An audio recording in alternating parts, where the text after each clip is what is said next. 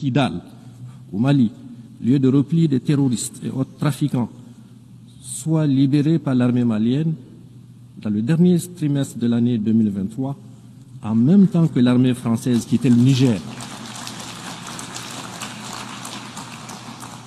Du reste, le gouvernement du Niger, à l'instar du gouvernement du Mali et du Burkina, a régulièrement porté à la connaissance de l'opinion internationale des éléments de preuve de l'implication de plusieurs puissances étrangères dans la déstabilisation des pays de l'AES à travers les soutiens qu'ils apportent aux terroristes. Madame la Présidente, Mesdames et Messieurs, du haut de cette tribune, je tiens à dénoncer le soutien assumé et revendiqué par la France au terrorisme au Sahel et au Niger en particulier. En effet, depuis le renvoi de ces troupes du Niger en 2023, comme il l'a annoncé, le gouvernement a mis en place un véritable plan sournois et subversif de déstabilisation de mon pays qui consiste, entre autres, à renseigner, former, financer et équiper les terroristes, à des tentatives malheureuses pour créer les conditions d'un conflit interethnique au Niger et au Sahel, en une campagne de désinformation et intoxication pour discréditer mon pays, ses institutions, ses responsables politiques et son armée,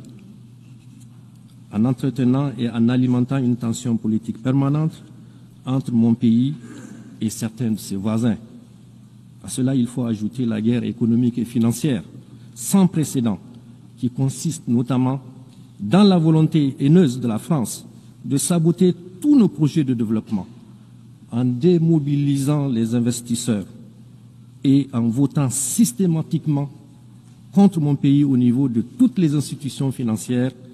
internationales telles que la Banque africaine de développement, la Banque mondiale et le FMI. Madame la Présidente, Mesdames et Messieurs, ce qui se passe aujourd'hui dans notre région du Sahel et au Niger en particulier est la résultante de plusieurs facteurs. D'abord, un passif colonial non encore soldé. Il faut le solder, ce passif. Les Nigériens n'ont jamais oublié la violence particulièrement inouïe qui a caractérisé l'occupation coloniale. La tristement célèbre mission Voulet et Chanoine et d'autres expéditions militaires encore se sont distinguées par la mort et la torture à grande échelle qu'elles ont semées à Terra, il y a quelques années seulement, à Djoundjou, Douchi, Koni, Tessawa et à Zender, où un sultan même a été exécuté. Madame la Présidente, Mesdames et Messieurs, du haut de cette auguste tribune, mon pays, le Niger, s'adresse à la conscience du monde pour montrer du doigt cette force hostile qui, depuis le XIXe siècle, ne désarme pas et mène encore de nos jours une guerre totale contre mon pays, comme en témoigne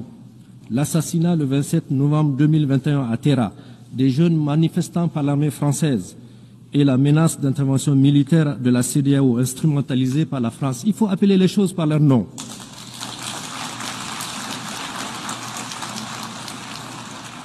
Le terrorisme abject commandité par ce pays qui commet des crimes odieux dans l'espace AES, notamment celui de Fambita, où le 21 mars 2025, 44 fidèles musulmans ont été froidement exécutés en pleine prière de vendredi.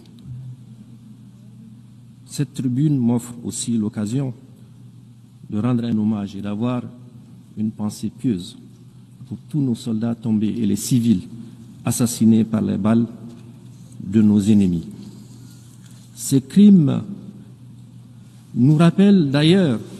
ceux commis par la France au Niger depuis 1899 et qui saignent encore dans notre mémoire collective. Au nom du droit de l'homme, je parle des victimes innocentes de la mission Afrique centrale, je parle des villes et des villages pillés et incendiés, je parle des carnages de Djoundjou et de Lougou, je parle des villes martyrs de Kouran-Kalgo où la population a été entièrement exterminée, de Birnukoni où plus de 7000 morts ont été jetés dans des fosses communes. Je parle au nom des femmes enceintes, éventrées et des fœtus jetés en pâture aux charognards. Je parle au nom des femmes violées et des fillettes pendues. Je parle au nom des hommes fusillés et des résistants décapité au nom de mon pays, le Niger, je demande solennellement à la France de savoir, de faire devoir de mémoire, et de reconnaître ses crimes, À ce sujet, d'ailleurs, le général Tchani a mis en place une commission d'experts, d'universitaires et de scientifiques pour étudier cette période sombre de notre histoire et écrire l'histoire véritable de notre pays afin de rétablir les faits, de rétablir la vérité, nous réapproprier notre histoire et de donner à notre grand peuple toute sa dignité. Ensuite, le pillage de nos ressources au détriment des Nigériens et de l'environnement. En effet, un demi-siècle d'exploitation, l'uranium n'a apporté aux Nigériens que misère, pollution, rébellion, corruption, désolation et aux Français, prospérité et puissance. Vous allez à Arlit aujourd'hui, toutes les nappes phréatiques sont contaminées. C'est inacceptable. Aussi, depuis l'avènement du Conseil national pour la sauvegarde de la patrie et la décision du gouvernement du Niger d'exercer sa souveraineté sur ses ressources, ce gouvernement, en désarroi, cherche à nous entraîner dans des procès interminables pour arrêter l'exploitation et la vente de notre minerai. Madame la Présidente, Mesdames et Messieurs, j'aimerais cependant dire avec force que loin de briser notre élan, l'adversité à laquelle nous faisons face a renforcé notre conviction, notre détermination à combattre jusqu'à la victoire finale, Inch'Allah, les terroristes et leurs sponsors.